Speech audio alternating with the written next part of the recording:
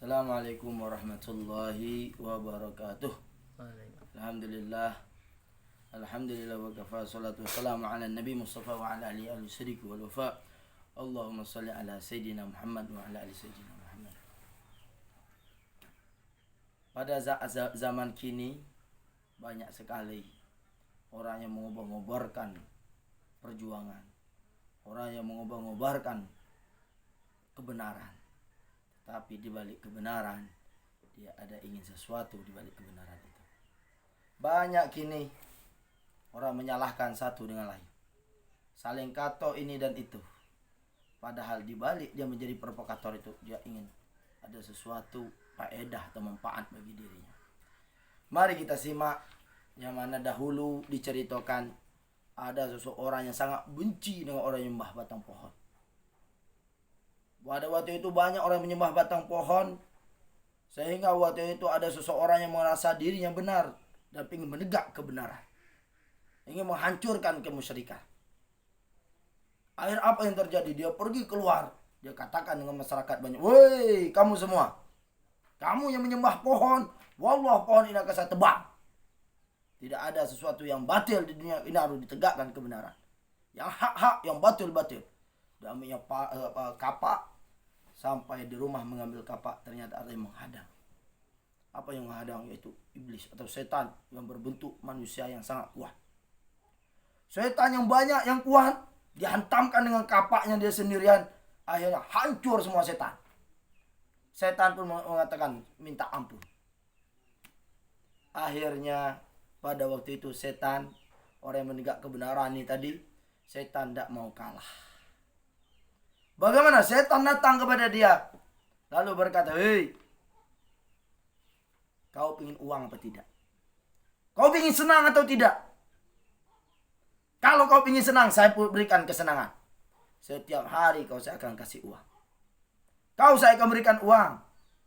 Akhirnya setiap hari ditaruh uang di tempat tidurnya.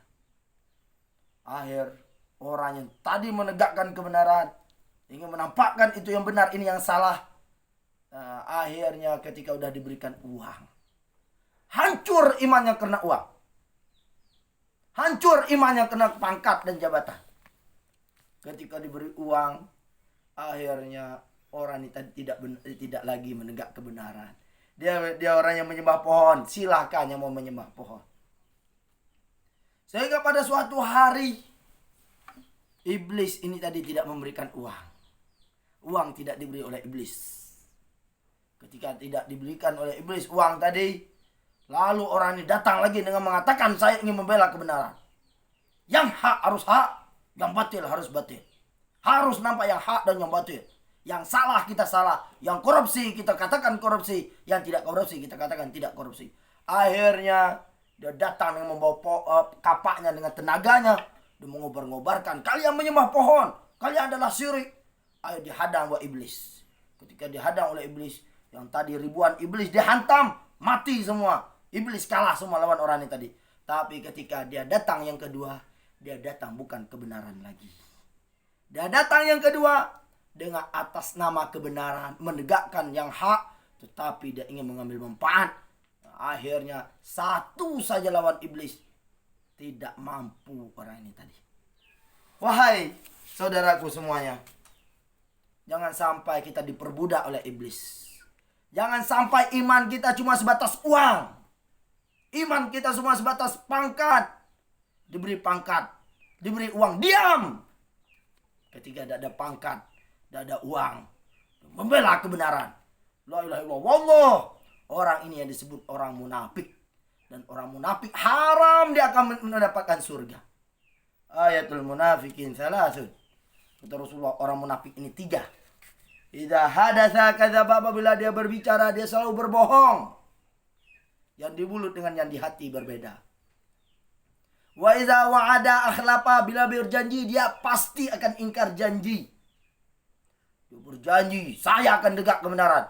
Tapi ketika ada uang datang kepadanya, pangkat datang kepadanya, dia ingkar dengan janjinya dengan Allah Subhanahu wa ta'ala. Kamu akan bertanggungjawabkan dengan Allah Subhanahu wa ta'ala. Dan yang ketiga, wa iza tu'mina khana. Ya. Apabila dia diberikan kepercayaan, dia khianat dengan percayaannya. Dia diberi amanah, dia khianat amanahnya. Bayangkan Umar bin Abdul Aziz, saking amanahnya beliau. Umar bin Abdul Aziz, kambing dengan serigala makan satu ladang. Kenapa serigala tidak menyakiti kambing? Kenapa serigala tidak makan kambing lagi? Karena disebabkan pemimpin yang amanah. Pemimpin yang adil. Sampai binatang merasakan kenikmatan atas apa yang dia pimpin. Tapi kalau pemimpin tidak adil, jangankan binatang, manusia akan bertengkar. Manusia akan berselisih. Mudah-mudahan kita bukan termasuk orang yang munafik. Benar-benar kita apabila menegakkan kebenaran, kita menegak karena Allah. Bukan karena nafsu. Bukan keinginan dunia. Coba lihat bagaimana para sahabat Nabi dengan dunia. Ya, Sayyidina Ali radhiyallahu an melakukan sesuatu tidak ada dibarengan dengan nafsu.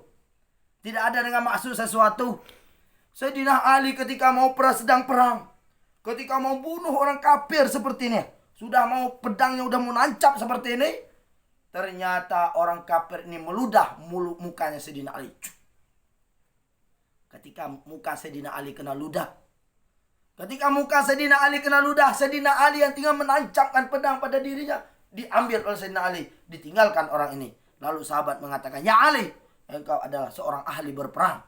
Kenapa orang sudah melecehkan diri engkau? Sudah engkau mampu bunuhkan orang ini. Ternyata ketika engkau mau bunuh, malah engkau pergi. Padahal dia sudah meludah muka kamu." Apa kata Sayyidina Ali? "Saya tidak mau mengotor pedang saya dengan nafsu saya. Yang tadi saya membunuh orang ini karena Allah. Tetapi ketika dia meludah muka saya bukan membela agama lagi. Saya sudah membela diri saya. Kenapa? Ketika saya membunuh pertama, itu saya karena Allah.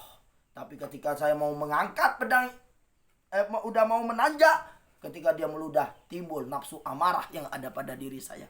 Maka saya tinggal. Saya tidak mau melakukan sesuatu kecuali karena Allah Subhanahu wa ta'ala." Wahai para penegak kebenaran. Wahai orang yang mengaku saya adalah penegak kebenaran. Hati-hati perbicaraan kamu. Kalau kamu memang benar-benar kau lakukan karena Allah. Jangan sampai kau menegak kebenaran. Diam mulutmu karena uang. Diam mulutmu karena pangkat. Wallah, kamu akan ditanya di sisi Allah Subhanahu wa ta'ala. Kata Rasulullah sallallahu alaihi wasallam, "Man ra'a minkum munkaran falyughayyirhu biyadihi." Apabila kalian lihat sesuatu yang mungkar, ubahlah dengan tanganmu. Fa illam yastati fa bilisani. Kalau tidak mampu dengan lidahmu, nasihatkan orang itu. Fa illam yastati fa biqalbi. Kalau tidak mampu dengan tangan, dengan lidah, dengan mulut, fa biqalbi, dengan hati. Ingkar di hati. Wa hadza adaful iman. Orang yang ingkar di hati sesuatu yang buruk, itu udah paling rendahnya iman. Bagaimana orang yang ikut serta dalam kemungkaran? Bagaimana dengan orang ikut serta membela kemungkaran? Apabila dia dikasih uang, dia tutup mulut.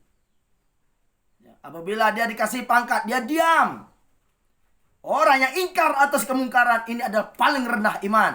Bagaimana orang yang tidak ingkar, bahkan bergabung dalam kesesatan, dalam kemungkaran. Mudah-mudahan Allah tidak wafatkan kita dalam keadaan tidak mempunyai iman.